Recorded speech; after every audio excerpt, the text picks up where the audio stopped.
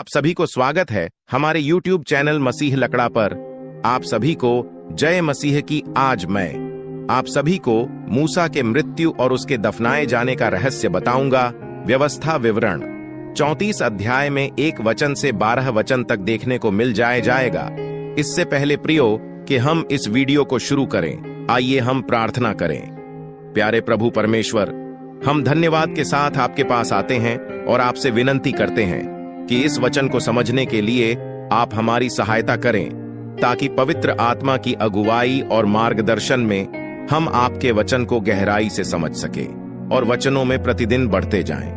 मैं विश्वास करता हूं कि इस वचन से आप हम सबको आशीष देंगे।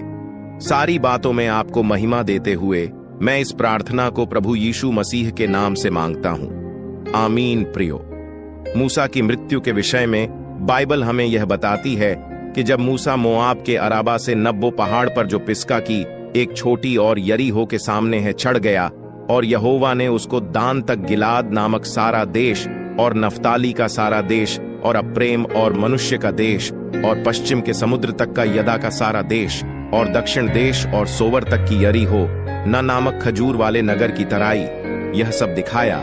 तब यहोवा ने उससे कहा, जिस देश के विषय में मैंने अब्राहम, इजाक और याकूब से शपथ खाकर कहा था कि मैं इसे तेरे वंश को दूंगा, वह यही है।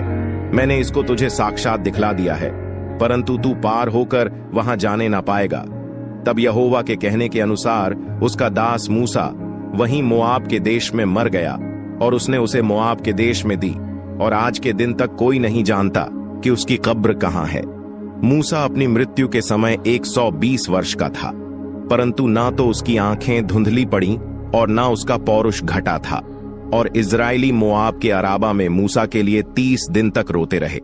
तब मूसा के लिए रोने और विलाप करने के दिन पूरे हुए, और नून का पुत्र यशु बुद्धिमानी की आत्मा से परिपूर्ण था, क्योंकि मूसा ने अपने हाथ उस पर रखे थे, और इजरायली उस अंज के अनुसार जो यहोवा ने मूसा को दी थी उसकी मानते रहे।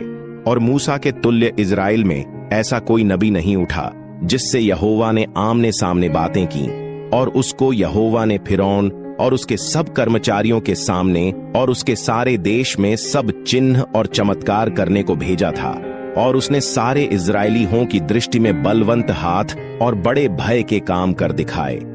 प्रियो, इस अध्याय में मूसा की मृत्यु के बारे में बताया गया है, लेकिन यहाँ एक रहस्य है। इसके बारे में परमेश्वर के अलावा कोई नहीं जानता कि मूसा की कब्र कहां पर है। यह एक ऐसा रहस्य है जिसके बारे में आज तक कोई नहीं जानता। इस अध्याय में यह जरूर बताया गया है कि मूसा को मोआब देश में वेदपुर के सामने एक तराई में मिट्टी दी गई, लेकिन उसकी कब्र कहां है उसे एक रहस्य ही रखा गया है।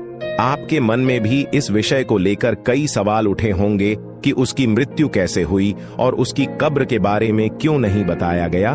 तो सबसे पहले मैं आपको मूसा के बारे में कुछ बातें बताने वाली हूं जो इस अध्याय में हमें देखने को मिलती है। सबसे पहली बात है, उसके पद के विषय में मूसा को परमेश्वर का सेवक कहा गया, और यह एक बहुत ही सामान्य उपाधि है जो उसने स्वयं चुनी थी। यह ध्यान रखिए प्रियो कि मूसा की परवरिश एक राजघराने में हुई थी, और वह मिस्र देश का होने वाला राजा था, लेकिन उसने राजा बनने के बजाय सेवक बनना चुना। मूसा ने अपने पूरे जीवन में दृढ़ता से परमेश्वर की सेवा की और हमेशा परमेश्वर की आज्ञा का पालन किया। हाँ, सिर्फ एक बार उसने गलती की, लेकिन उसके अलावा मूसा हमेशा परमेश्वर का विश्वास योग्य सेवक बनकर उसकी सेवा करता रहा और वही किया जो परमेश्वर ने उससे करने को कहा। मूसा कभी अपने अधिकार का उपयोग अपने लाभ के लिए नहीं किया, बल्कि अपने हर एक अधिकार का उपयोग उसने परमेश्वर के लोगों के लिए किया जिनकी वह अगुवाई कर रहा था। इसलिए इब्रानियों की पत्री के 3 अध्याय के 5 वचन में उसके विषय में यह गवाही दी गई थी कि मूसा तो परमेश्वर के सारे घर में सेवक के समान विश्वास योग्य रहा। प्रियो, जीवित परमेश्वर की सेवा करना या उसका सेवक बनना, इससे अच्छी बात और कोई हो ही नहीं सकता। मैं तो यह कहता हूं कि यह हमारा सौभाग्य है कि हम उस जीवित और सामर्थ्य परमेश्वर की सेवा करें और उसके सेवक कहलाए। हमें एक दास या गुलाम की तरह नहीं, बल्कि एक पुत्र की तरह परमेश्वर की सेवा करना है। इस संसार में हर कोई राजा अधिकारी बनना चाहता है या कोई बड़ी उपाधि या पद पाना चाहता है, क्योंकि सबको अधिकार चलाना है, लेकिन कोई भी अधीन रहकर सेवा नहीं करना चाहता। प्रियो मूसा को देखी, जो कि मिस्र का अगला राजा होने वाला था, लेकिन उसने अपना राजकीय पद और अधिकार त्याग कर परमेश्वर की सेवा करने का चुनाव किया।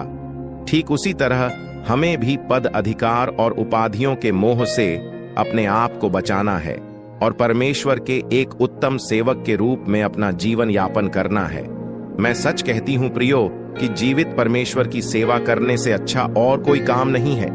यदि आपको परमेश्वर का सेवक बनना है तो आज ही अपने आप को पूरी तरह से परमेश्वर के हाथों में समर्पित कर दें और उसकी इच्छा को अपनी इच्छा बना लें। उसके हर एक निर्देश का पालन करें और उसके प्रति विश्वास योग्य रहे। और सबसे महत्वपूर्ण बात कि हर समय सैक्रिफाइस करने के लिए तैयार रहे, तब जाकर आप परमेश्वर के उत्तम सेवक बन पाएंगे। इसके बाद हम दूसरी बात देखते हैं प्रियो, जो मूसा के संबंध में आपको बताना चाहता हूं कि मूसा की मृत्यु के पश्चात उसको मोआब देश में मिट्टी दी गई। पर क्या आपको पता है कि मूसा को मिट्टी किसने दी?